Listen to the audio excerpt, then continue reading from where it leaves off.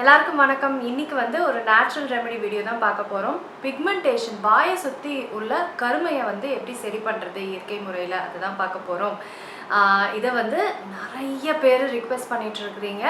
Request பண்ண அனைவருக்கும் நன்றி. ரொம்ப ஈஸியாக செய்யக்கூடிய ரெமெடி தான் இது.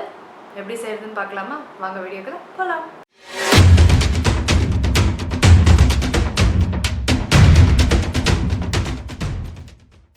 பெல் ஐக்கானை கிளிக் பண்ணுங்கள்.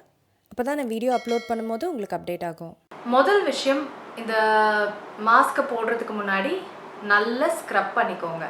எந்த ஒரு ஸ்க்ரப் இருந்தாலும் பரவாயில்ல, நல்லா வாயை சுற்றி ஸ்க்ரப் பண்ணிக்கோங்க. ஸ்க்ரப் பண்ணுறதுக்கு நான் வந்து ஆயுர்வேதாவோட ஸ்க்ரப் யூஸ் பண்ணுறேன். நீங்கள் எந்த ஸ்க்ரப் வேணால் யூஸ் பண்ணிக்கலாம்.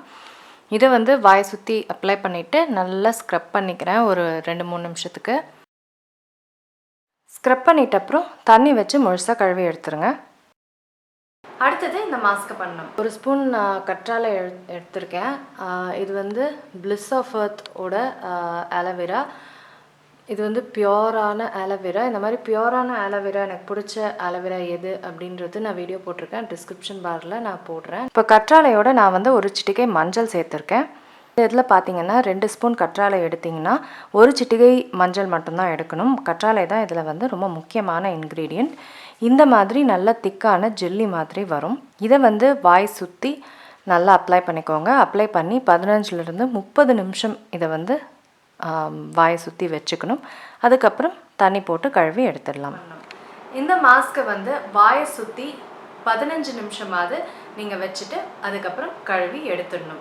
இதை வந்து ஒரு நாள் விட்டு ஒரு நாள் பண்ணுங்கள். டெய்லியும் பண்ணாதீங்க. ஒரு நாள் விட்டு ஒரு நாள் பண்ணுங்கள். எவ்வளோ பிக்மெண்டேஷன் உங்களுக்கு இருக்கோ அதுக்கேற்ற மாதிரி இது வந்து குணமாகும்.